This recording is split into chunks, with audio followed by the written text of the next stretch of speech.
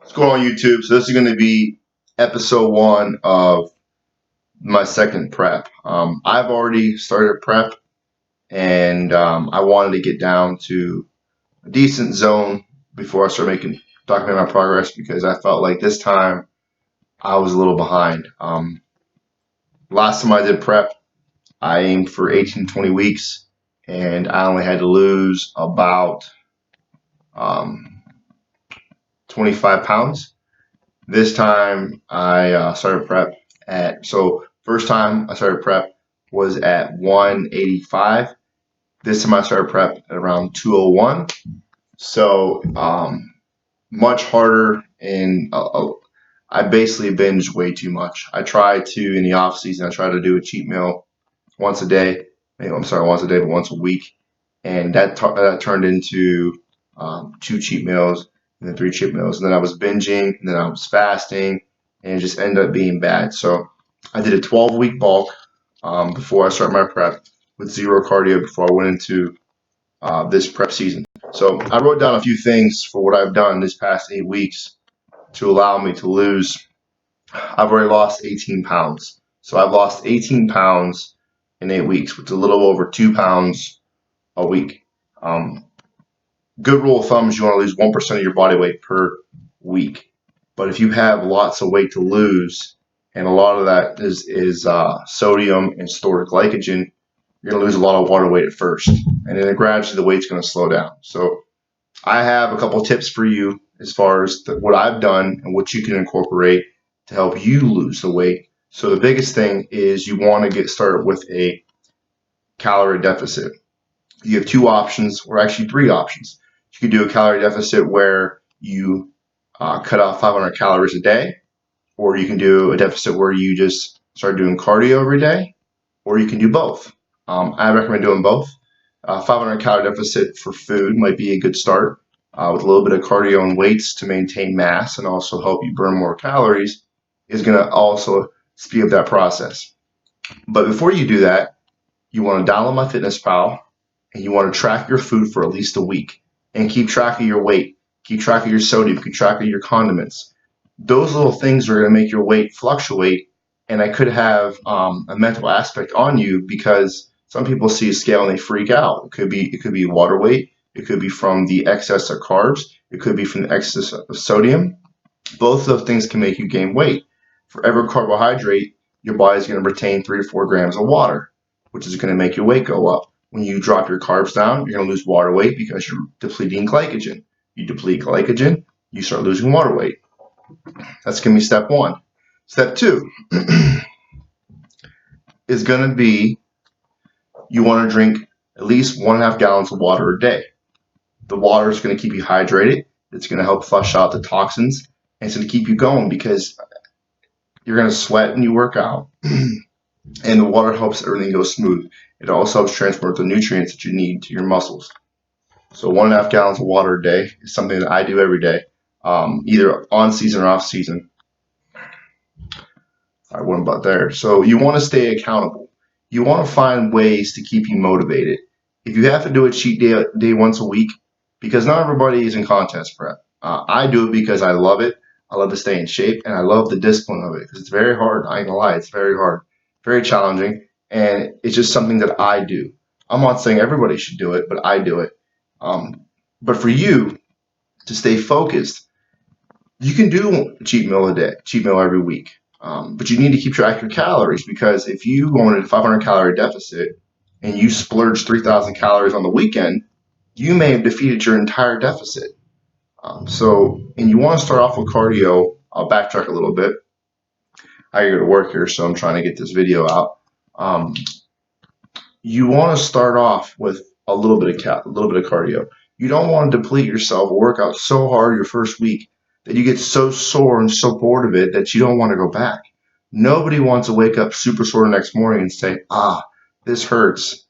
I don't want to do it no more. Nobody wants to do that. So you want to start off small, find something basic. I'll start recording some of my workouts. So you can kind of see I'm a little more deeper into prep, and I've been doing this for at least 3 to 5 years now consistently. But I would say about 2 to 3 years, I've been actually watching my nutrition. Before that, I was a fatty. I walked around high school. I was chunky, and because I'm a police officer, I try to stay in shape. So I started taking my life a little more seriously. So this is what I do. But you got to find something to keep you going. Find that motivation. Don't give in to peer pressure. If you want to go out with your friends, go out with your friends. That's fine. But you got to stick to your goals. You got to find ways to keep you on track.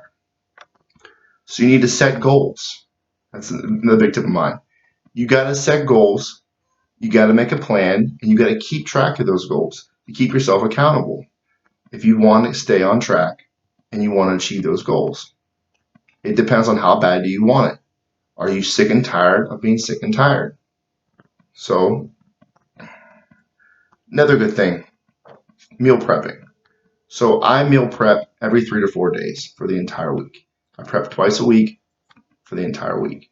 Um, I work 2 jobs. I work 60 hours a week. I have no excuse. I'm not saying I'm making excuses or I'm saying you can't do it because I do it. Everybody has their own life challenges. Luckily, I have my wife who's very supportive and she helps me. We both prep. So having a partner like her also helps me stay on track. Find recipes online on YouTube. There's tons of them out there to get the sweet tooth that you need without actually getting all the carbohydrates and the extra calories and sugar that you don't need. They're out there. Just do some research. Just make sure they fit within your macros on your cheat days. Set a goal, set a calorie limit that you want to go to, and don't go over that limit because, like I said before, if you splurge too much on your cheat days, you can erase your entire deficit for the week, which you don't want to do that. Secondly, you want to weigh yourself at least once a week. Same time, same day, after you use the restroom, no clothes, to get an accurate assessment of what you weigh.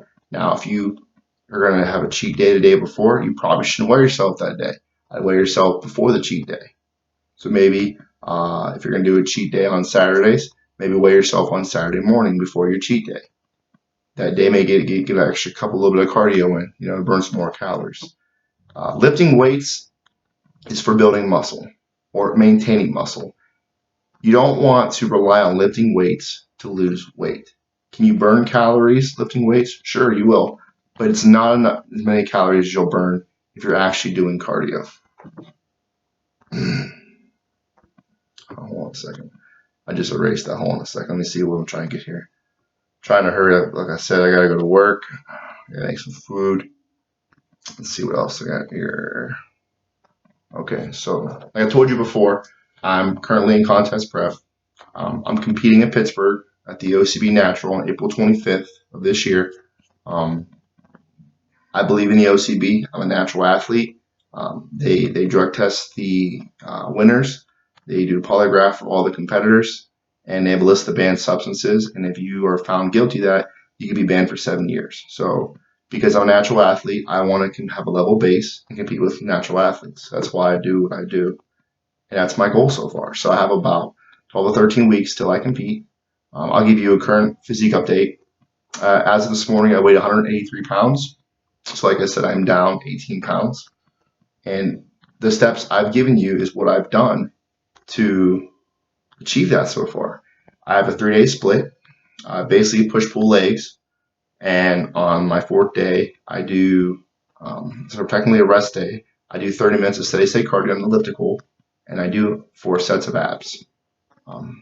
Four exercise of abs, 4 sets each, so 16 sets total I do. And I end up doing 2 supers. I combine the 2 abs.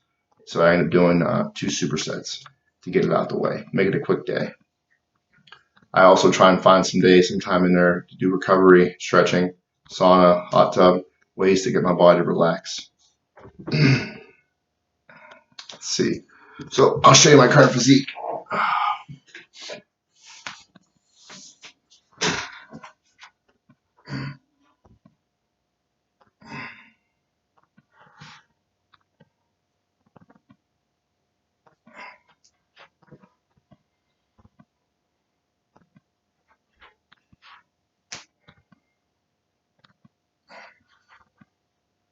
This light's a little bad.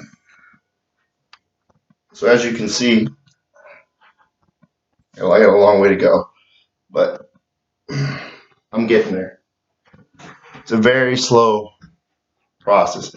Anybody that does prepping for a contest, I have mad respect for them. It's horrible. It's long, but at the end, uh, it's awesome because you achieve things that you didn't think you can achieve, and you push your body to the extremes that you didn't know you can push your body to. And you may actually do things that you just surprise yourself. So, have a good day. This is episode 1. I'm gonna keep going. Like I said, I'm gonna start logging my daily meals. Also, I'll get some workouts in there. I'll keep you guys updated. Thank you. Take care. Like the video, subscribe. I'd appreciate it. God bless.